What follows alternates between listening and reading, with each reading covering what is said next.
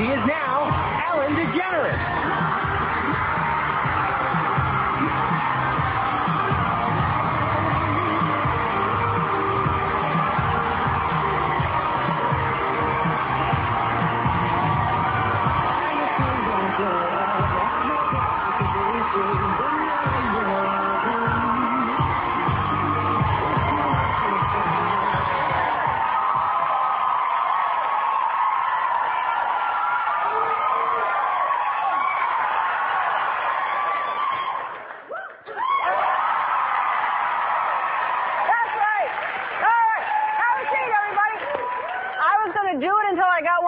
And you were going to stand until it happened. So thank God it happened on the second time. Hey, you're in a good mood, aren't you? I don't think any of you have a case of the Mondays, unless it's a margarita Monday. Then I thought it would be fun to kick off the week by playing a game where you drop knowledge or I drop you, and it's time to play No or Go.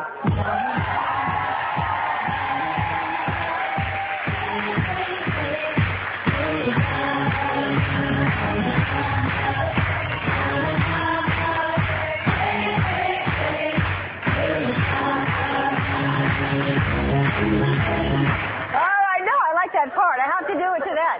All right, let's meet our contestants. Switch, please.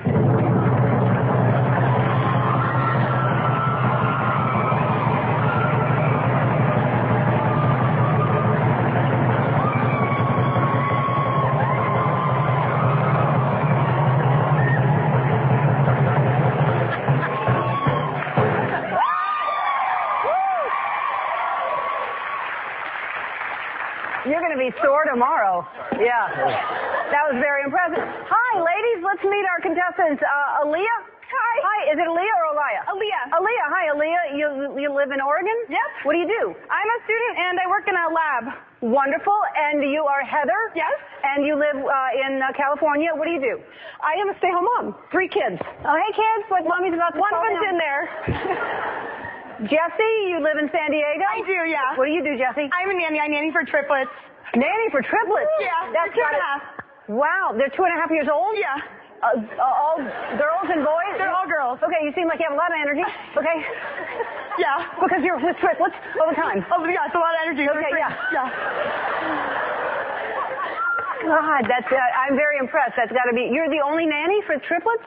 Yeah, me and 3. Yeah. All right. Seems like you need a little break from the babies.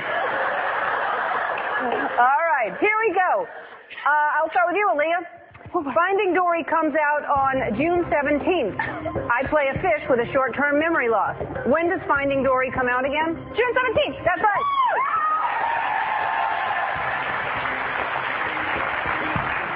Heather, the NBA playoffs are going on right now. How many points do you get if you make a shot behind the three-point line?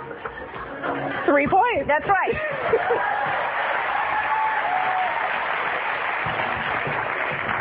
Tricky. All right, Jesse. The Jungle Book was the #1 movie in the country. What animal is the king of the jungle?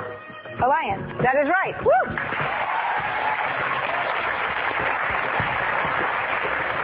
You answered that in the form of a question, but I accept it. Aaliyah, Joe Jonas's band DNCE sings the song Cake by the Ocean. What ocean borders California? Pacific. That's right. Heather, Amelia Clarke, who plays Khaleesi on Game of Thrones, was recently here. Who is Khaleesi the mother of? King Arthur. You don't watch Game of Thrones, do you? She's the queen of dragons. Oh. Yes. All right, I have to say goodbye to you. All right. Say goodbye to your kids. Say bye-bye, kids.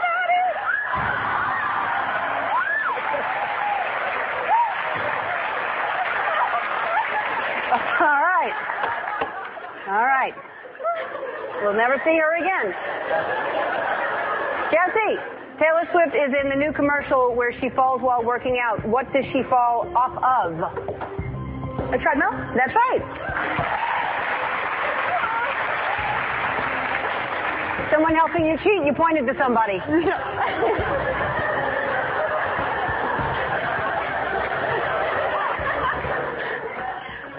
My new show, Little Big Shots, is on Sunday nights at 8. What city is called the biggest little city in the world? Oh, boy. I know.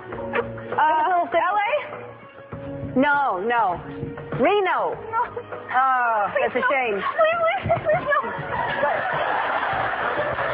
Please. I'm sorry? Please don't drop me. Please don't. I'm going to do it very gently, okay? Ready? Okay. Here we go.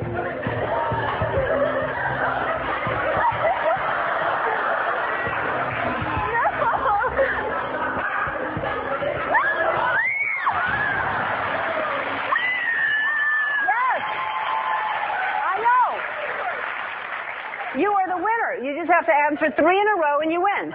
Okay. It's my show. I can make the rules up as I go. Thousands of people are waiting on the waiting list for Tesla's new Model 3 electric car. Who is the CEO of Tesla? Hold on. I actually do know this. Yes. The SpaceX guy. Elon Musk. Yes!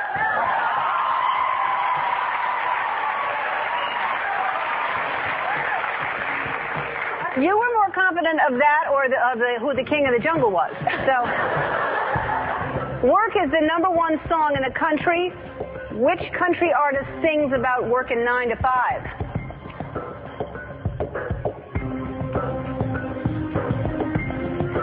Sing it.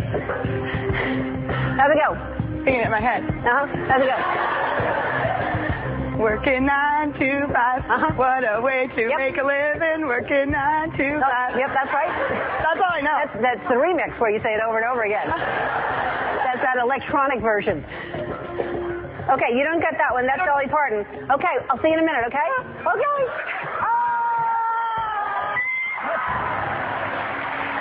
That's how you play. No Argo.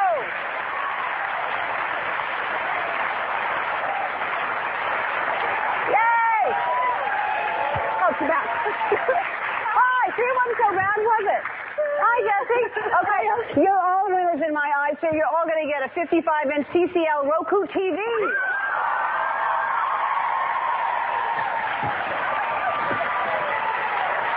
We'll be back.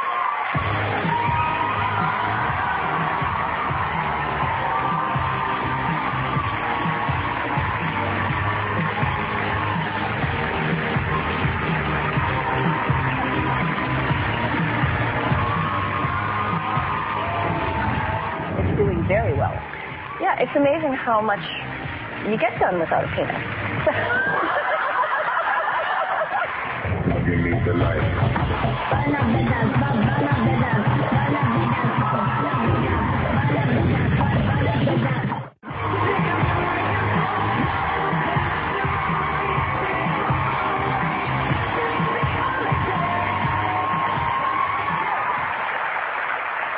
His license got suspended for driving all the ladies crazy. Say hi to Twitch.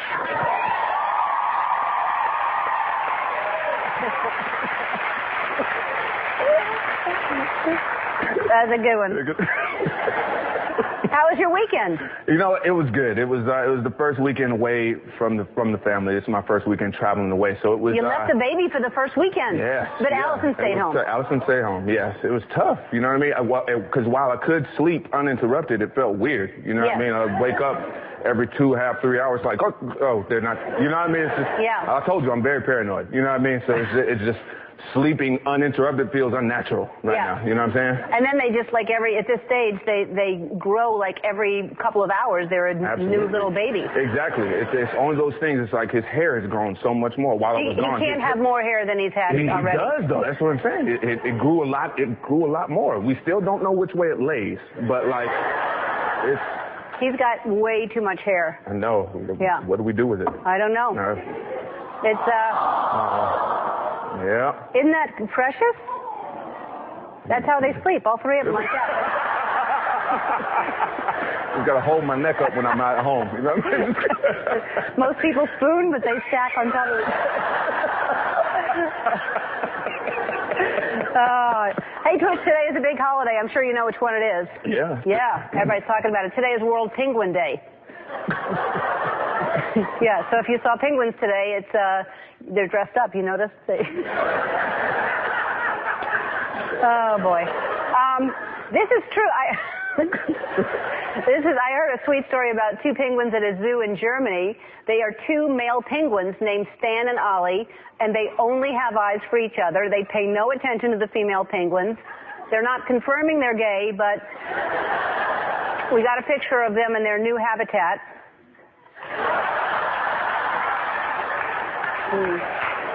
They're gay. So happy World Penguin Day to all of you. If you're not in a good mood already, I have something that'll sure help. Enjoy this mood booster.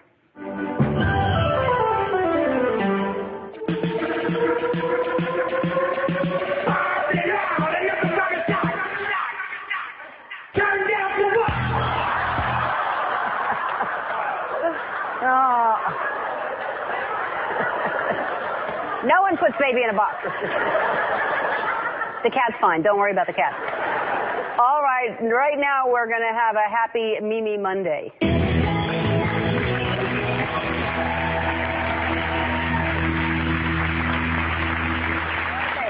Here's the first one, and it says, "I'm feeling generous today. You may pet me."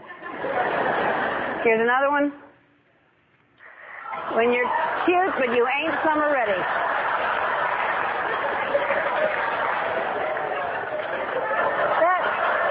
It looks like a Shar-Pei dog. You know those dogs? See another one? You know, instinctively, Mother Croc carries a baby in its mouth. Nature's so beautiful. Here's another one. The moment he realizes he's now the middle child.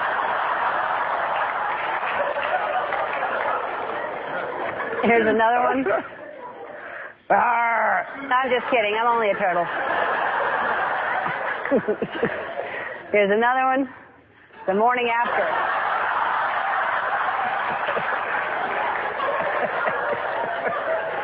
Oh.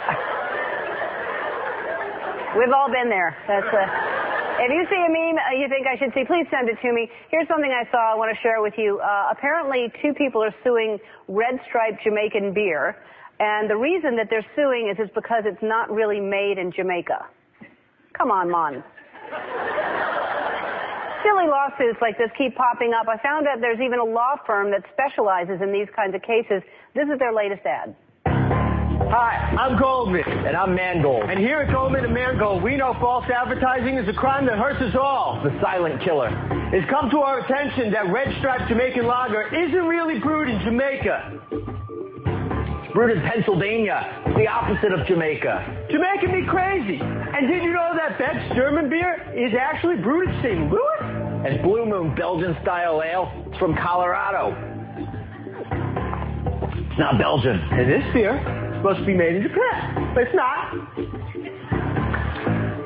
And this champagne is from France.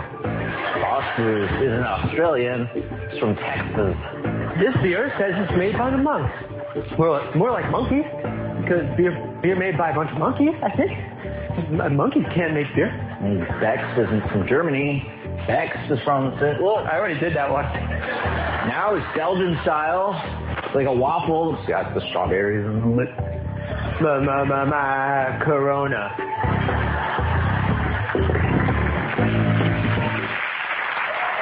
Goldman and Mangold. We'll be back.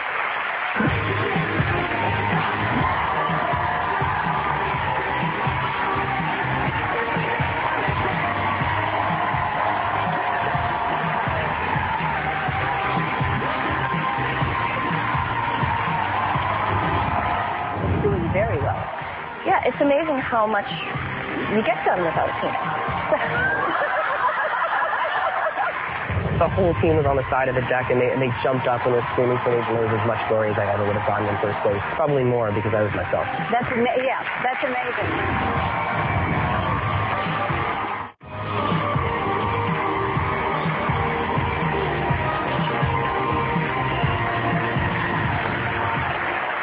For 12 seasons we've watched. Our first guest is Dr. Meredith Grey on the hit show Grey's Anatomy. Take a look.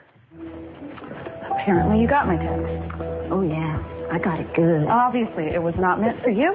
I hope not, because it sounds so painful. It was very unprofessional, and I should have been more careful. Edward, you really should save your energy, because you're going to need it. Can we skip ahead to the part where this joke is old? No. Did you really do this?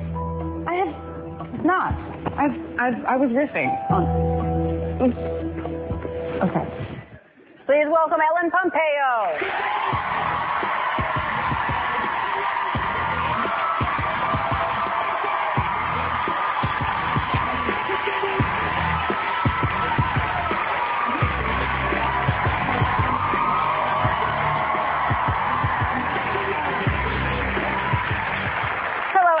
Hi, Ellen. So are you done shooting, or are you almost done shooting? We start the last episode sometime this week or next week. We'll see. Okay. Shonda's writing, so we don't know until the door opens. I understand. Yes. And then how long will that be, a week or a week and a half? How long does one episode take? The finale will probably be 2.5 weeks of shooting. Oh, yeah, of course. Yeah. It's a finale. Yeah. Yeah. I don't know what's going to happen. Do you not know yet? No. You haven't gotten... I know certain things. Yeah. But she tends to change a lot. Yeah. She gets, she has dreams and stuff. Oh, I know. Yeah, I know you do. Or Yeah. she's on the other show, Scandal, Yes. and she has the same thing. Like, or she gets the script and then the next day it's totally different. Yeah. Like she changed her mind. Yes. But she has that prerogative. Yes, it works. Something is working. Shonda knows what she's doing. She does. So what will you do for the summer then? Probably travel a little bit, go east, give the girls some experiences. What does that mean? Scare them or something. I don't know. Take them to some unknown territories and frighten them. I don't know. No. Take them to New York City and, see some shows. Yeah. Museums and do they like stuff like that? They do. How old are they? Well, 2 and 6. So the 2-year-old doesn't. The 2-year-old actually right now is like, she's so terrible too. She doesn't like much. So the 6-year-old would like, she likes Broadway and all that She stuff? does, yes. Wow. Yeah. That's pretty grown up for a 6-year-old. Well, kids. Kids stuff, Lion King and, that kind of stuff. I see. Kids shows. Not Hamilton or something like that. No. I don't know. She may like that, right? Well, she may have an easier time getting a ticket than anybody else. Yeah. Why? Yeah, well, just because she's, I don't know, sophisticated and cute, and Yeah. she's very good at manipulating people. Yeah. Is she really? Yeah, she's really Well, good. she's 6. Yes, she's 6. Yeah. Master manipulator. And you and I have a lot in common with as far as houses and architecture and design, because we're obsessed with it. Yes, and obsessed. I know you're doing a beach house right now, and now I heard you're looking for a ranch. I'm so bad. I know you have chickens. Well, I do have chickens. I love the animals, and I'm really into growing my food. Yeah. I'm really It's a great freaked idea. out about the food situation in this country. And Right. I love growing my own food. I really like it. It just tastes completely different, and I'm really into it, and I'd love to have more land. I went to a ranch yesterday. It was a really nice property. There were some chickens there, but it was on a corner, so there were 2 roads. It's not enough privacy. No. Let me help you find one. Okay. I would do that. I bet you will. Yeah. Yeah. I think we have similar taste. Yeah. So. I would, and I had a farm. I know what that's like to have that. It's a lot of responsibility, though. Yeah. You want horses? It photographs so well in your book, though. Yeah, it photographs really well. Those are my favorite pages. Yeah, I know. Have you all seen the book Home? It's so beautiful. Oh, it's right there on my coffee table. Right. There you go. Makes an amazing gift. Yes. I give it, and they love it when you give it to Yeah, and them a for lot of gift. people gave it for Christmas. I did. I know. Yeah. Okay, so let's talk about Grey's Anatomy. A lot of people, it's doing very, very well. Yes. And I think people, yes. Thank you. I mean, because it's the 12th season, right? Yes. And Amazing. That's amazing. And then everybody thought because Patrick was leaving that it wouldn't do well, but it's doing very well. Yeah, it's amazing how much you get done without a penis.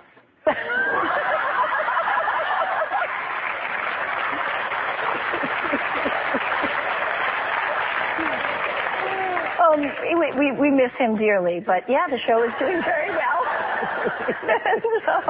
I'm just going to let that one go. Yeah. But this is not the last season, because there was like rumor that this it's not the last season. No, I think, a lot of people were really upset about his departure, which is super understandable. But I think the change is part of the reason why the show goes on so long. I think people tune in to see what does the show look like now, and what is Meredith going to do without Derek. And I think they get so upset about the change, but change is precisely what everyone always needs. Right. To sort of get to the next place. Yeah. No, I know. And I think, well, I mean, like you said, I think obviously we get into where we fall in love with these characters, and when the character is gone, You know, it's like with Homeland or with anything, and you go, well, it just goes on. But for me, too, it's, you know, how do I act without him? You know, I have so it's more challenging for me. I'm more invested. I have to work harder to find my groove without that, you know, missing part. So it keeps me more engaged. Yeah. I'm more engaged this season than I have been in a long time. Oh, good. Because for the fans, I want to make sure the quality stays good, and I want to make sure they're there for us. I want to be there for them. Yeah. Well, that's great. And you're doing some really cool things because you were in the Taylor Swift Bad Blood video. You got to be in her squad. That is really cool. Yes. Especially for an old broad like me. Yeah. I mean, I mean, seriously, her squad is, you know, young, like young girls. Yeah. She's amazing, you know, and she let us pick our names. You know, when we got there, she said, what do you want to call your character? And, you know, she's got such a nice disposition, an inclusive disposition. And it won the best video at the MTV Movie Awards. And everyone has a Moon Man, but the girl who hasn't picked hers up yet. Would that be you? Yes. Talk to Shonda. I'm busy. Oh, stop it. That's yours. Is it really? Thank you so much. Thank you. Thank you. I know you're busy. Yes, yours. Thank you. Thank you. Thank you. Well, thank you, Taylor. Yep. Do you want a speech or anything? No, if you have messenger service too here, this is great. Yes. And I've had the penis taken off, so. All right. Yay! We have to. We good for like someone who doesn't sing or play the music. No, you have a Moon Man. That's how people can say it. All right, we have to take a break. When we come back, we are going to play a game.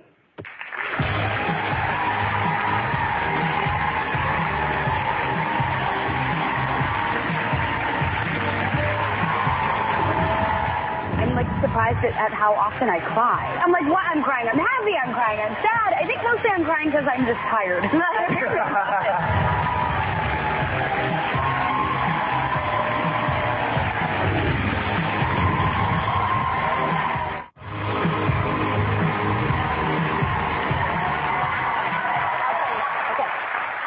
We're back with Grey's Anatomy star Ellen Pompeo, and I know you love playing games, you love playing Heads Up, and so we're going to play the newest deck that we have added, and it's bottoms up, and it's all about drinking and places to drink and types of drinks and stuff like that. I haven't played it yet, so I'm not going to cheat. I don't know any of these answers because it won't be fun if I do.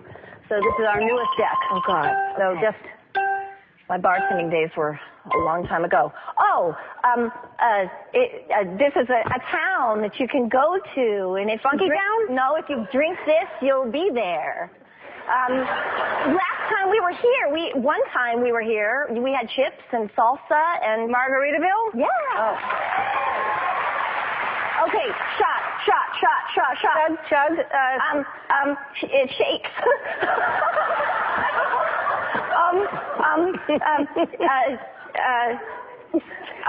You can also eat this as a dessert, but you can also make it into a shot. I don't know. I'm passing. Okay. If you like pina coladas. Once on this show, I think I might have been a little bit tipsy. Yay! Okay, this you could use to also fix things, or you could drink it. If you need driver. Yes. What was the one I passed on? It was Jello shots. Jello shots. Oh, of course. It's been so long since I've had a Jello shot. Yeah. Don't think of those much. All right. Well, Grey's Anatomy airs Thursdays at 8 on ABC. We'll be right back. Ellen Pompeo, everybody.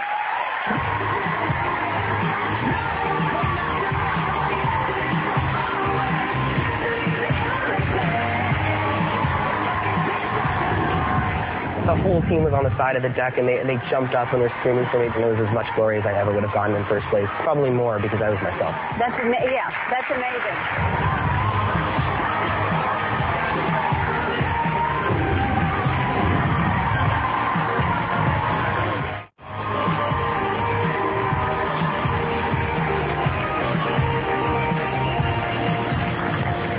Just 2 years ago, our next guest was one of the top high school female swimmers in the country, but before entering college, Skylar Baylor came out as transgender, and he now competes on the Harvard men's swim team as the first transgender male in any Division I sport. From McLean, Virginia, please welcome Skylar.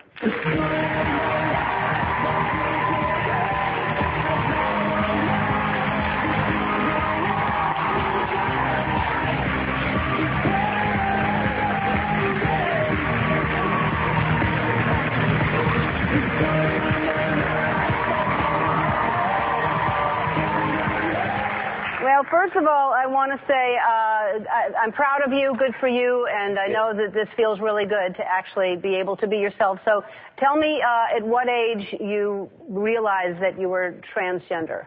I think it's something that I've always known, but I don't always have the vocabulary to explain it. And it took me a while to find it because I think the word transgender has a lot of negative connotations in the media. And it wasn't until I took a gap year to actually get better from having an eating disorder that I was able to figure it out. And that kind of revelation came when I sat down and I was like, I don't think that I hate my body because of how it looks. I hate it, or not hate it, but I didn't like it because it didn't represent the gender that I feel. Right. Did we show any pictures of you? Because the pictures are amazing. When you see, I don't think anybody would have looked at you and thought that you were in any way suffering. And especially in the eating disorder, anybody who has an eating disorder, obviously there is a deeper issue for it, whatever that is. And I'm glad you found out. Okay, so you're this amazing swimmer and you're recruited by Harvard. They say, you know, you're on the swim team. Right. But they saw you as a girl. Right, as a woman. And so at what point did you share with them that now that you were a man?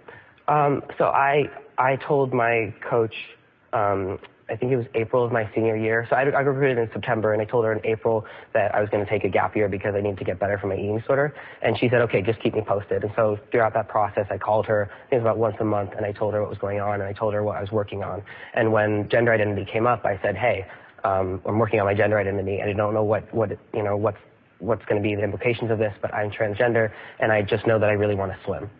And she was fine with that? Yeah, she just rolled with it, and she was like, look, Skylar, like, I want you to be happy, and if you want to swim, you want to swim. We want you to be on this team. We love you. And she said, well, we're going to make it work. So you wanted to swim on the girls' team? Were you going to do that? Yeah, initially I was going to lead this kind of crazy double life of being a woman in the pool, but then being a man in school. And it rhymes. It does rhyme, yeah. And I think my coach saw through that kind of and said, you know, you're not going to be healthy if you do that, because it was, you know, I was still warring with myself. It would still be a kind of crazy thing to do. You know? Right.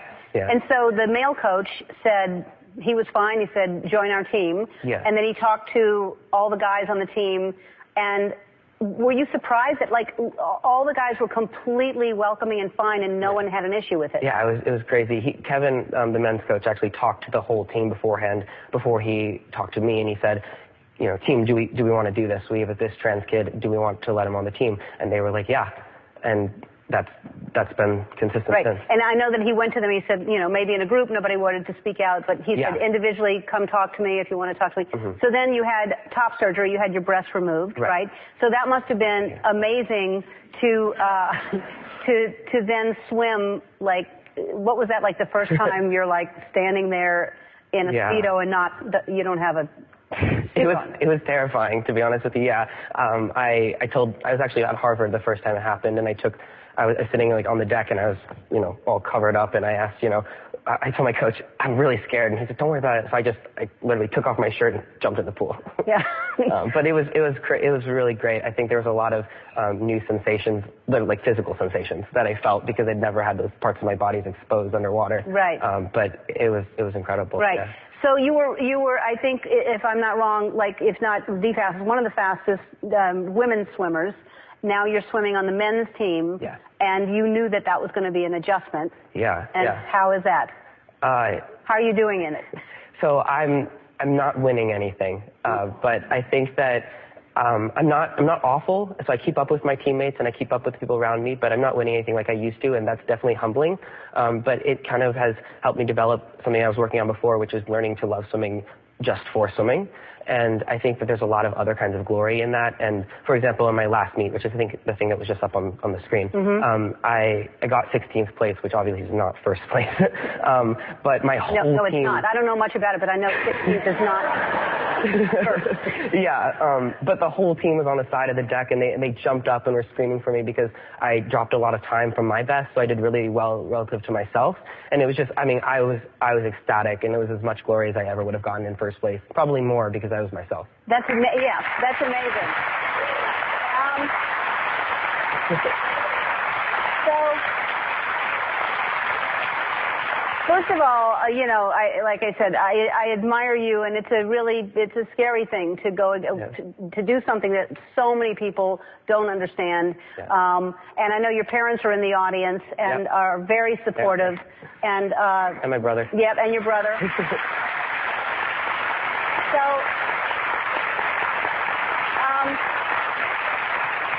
Mom and Dad and brother, obviously you're very proud of him. Absolutely. Very.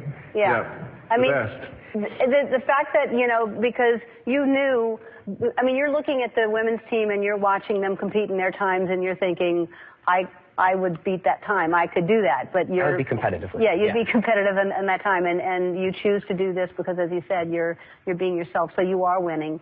And I can't give you a gift because you're an athlete and I'm not allowed to do that. All I'm going to do is continue to tell you how proud I am of you and how amazing that is, and to encourage any schools out there, any teachers, anybody. I know people don't understand this. How can you understand it? But support it and be as open and kind as his family is to him and the school. We'll be right back.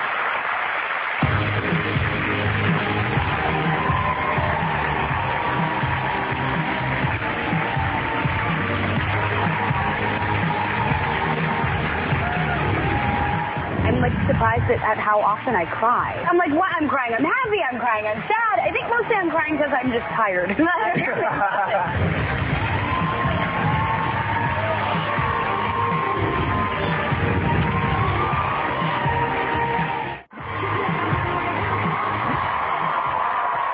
Our next guest is best known for playing Stephanie Tanner on Full House, and now she's a fan favorite on Dancing with the Stars. Please welcome Jodie Sweetin and her partner, Keo.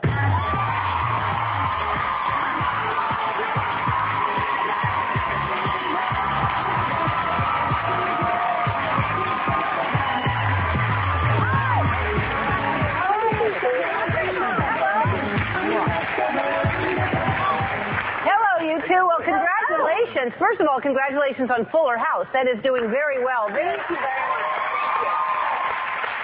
I mean, it's second season. It's renewed already. Yeah, we start in just a couple weeks. I mean, it's been amazing. How are you going to do? You're doing that and this at the same time? Well, if and when, hopefully we make it to the finals, there will be a slight overlap. So life might get really, really crazy for a little bit, but I'm up for the challenge, and I'm just so excited about starting. That would be a good problem to have. Exactly. Yeah. I always say quality problems. Quality problems. And your daughter still wants to be on the show?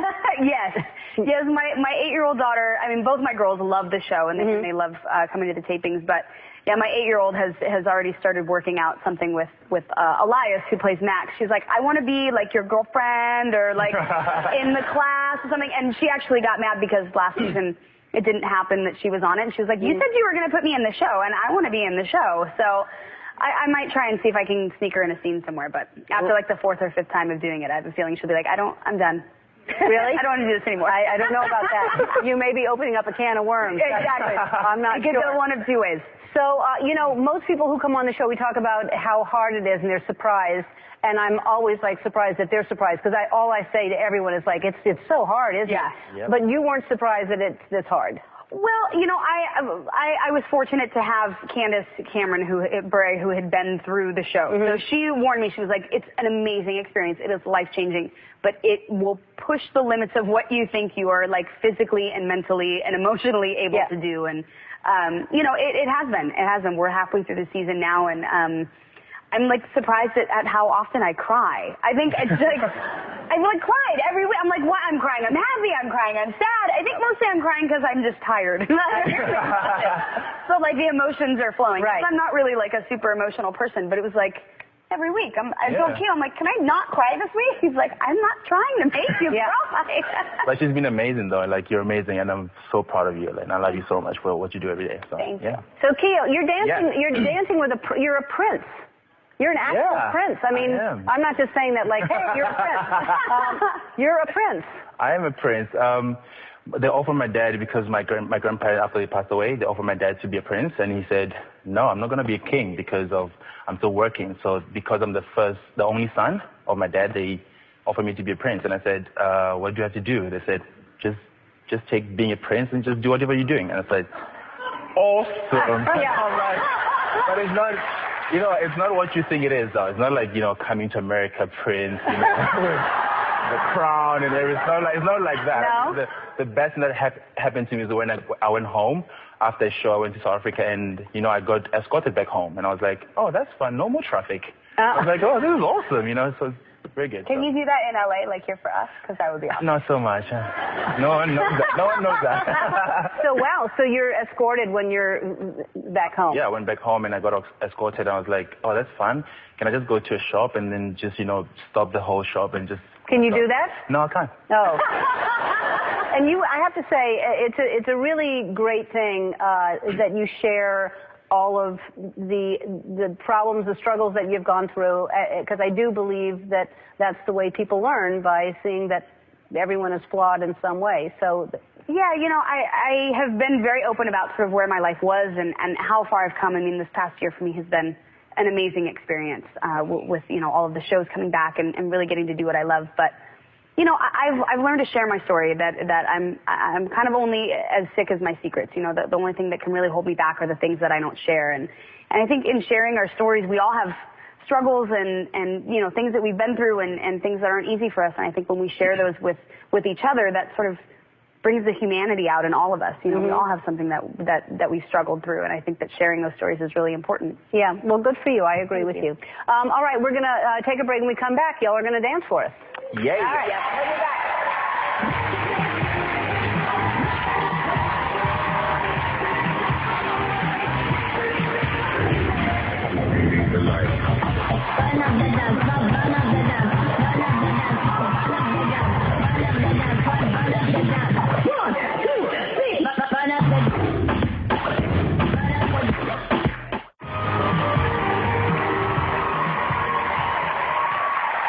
Here to perform the samba, Jodie Sweetin and her partner, Keo.